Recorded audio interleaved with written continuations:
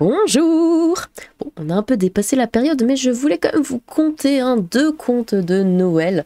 À la barre, à Toulouse, la machine à expulsion ne connaît pas de trêve à Noël.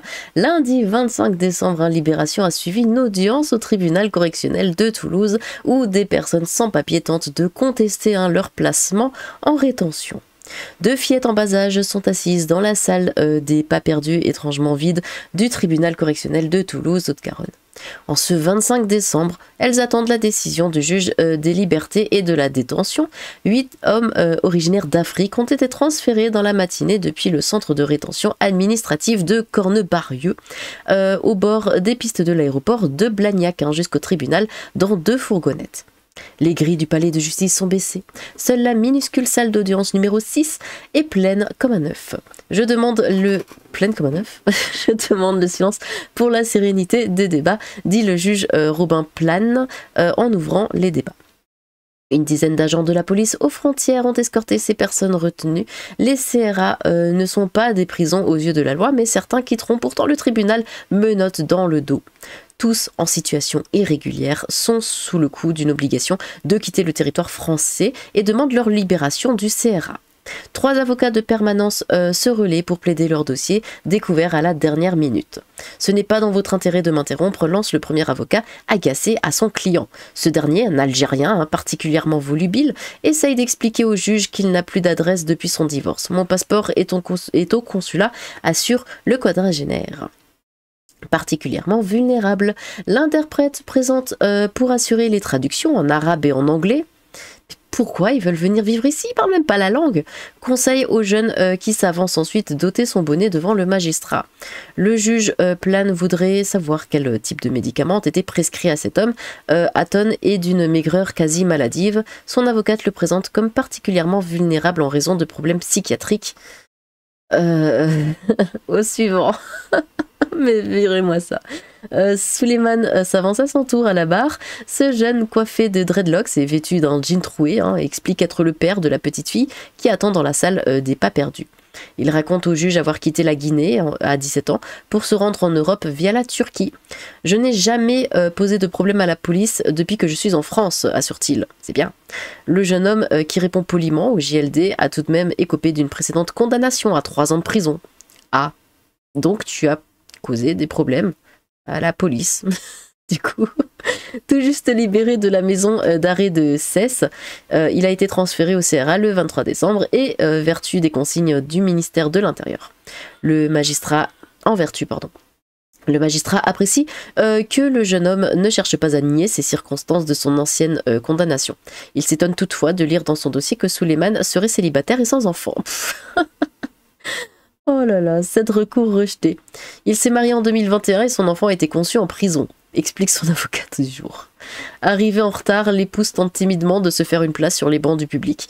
Une policière de la PAF lui interdit de s'asseoir sur les 2 premiers rangs, réservés aux personnes expulsables en instance de jugement.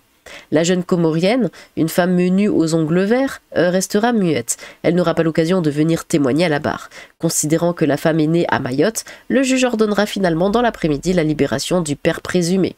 La petite fille née à Toulouse l'été dernier et baptisée Princesse a retrouvé Souleymane dans la soirée. Ce n'est pas un cadeau pour autant. L'ordonnance du tribunal précise que l'intéressé a l'obligation de quitter le territoire français. Les 7 autres recours de ce Noël au tribunal ont tous été rejetés. Très bien. Bon. Voilà, alors c'était ma première histoire magique de Noël. On va passer à la seconde. Expulsé pour avoir vécu de prestations sociales. Alors ça se passe en Suisse. De nos jours, être en situation régulière ne garantit pas pour un ressortissant étranger de rester sur le territoire suisse. Ça devrait être le cas dans tous les pays du monde, mais bon.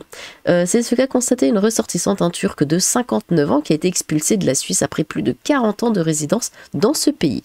La justice fédérale suisse a jugé que cette grand-mère turque n'avait pas réussi à s'intégrer et qu'elle avait vécu uniquement de prestations sociales pendant près de 20 ans en Suisse. Une ressortissante turque qui vivait en Suisse depuis 40 ans est expulsée vers son pays d'origine après que le tribunal fédéral suisse a jugé qu'elle n'avait pas réussi à s'intégrer et qu'elle avait vécu des aides sociales pendant près de 20 ans. Ben ça, en plus, je connais ce genre de choses parce que j'ai quelqu'un dans ma famille qui louait un appartement, c'était qu'une famille de Turcs, et la moitié de l'année, il n'était pas là. ils n'étaient pas en France. Ils étaient en Turquie. Et après, ils revenaient de temps en temps, voilà, mais je crois qu'ils étaient bien plus en Turquie qu'en France. Et du coup, bah, ils touchaient, en fait, comme ils louaient plusieurs appartements, ils touchaient les loyers. Et voilà, ils se faisaient plaisir avec ça. Et c'était tout. Bon.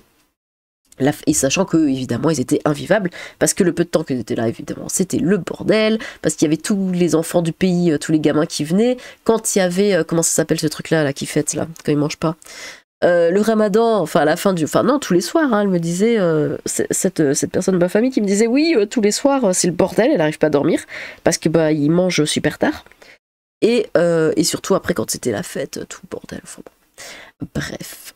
La femme s'était installée ensuite. Du coup, elle n'est pas restée un an dans cet appartement. Un homme est venu louer cet appartement après elle. Il était venu avec sa fille.